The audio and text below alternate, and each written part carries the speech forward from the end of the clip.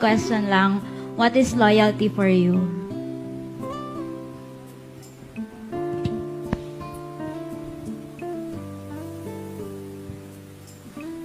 Loyalty for me is being contented. Because if you're contented, you won't look for any more person, right?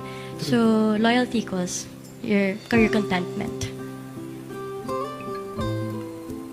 DJ.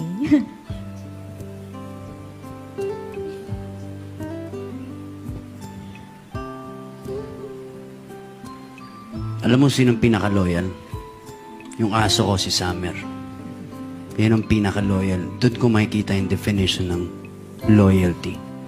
Na kahit ano man ang pinagdadaanan ko ngayon, kung ano mang sitwasyon ng emosyon ko ngayon, sino ako ngayon, tatanggapin ako ng buong buo. No? Yun ang loyalty. Walang judgment kung sino ka.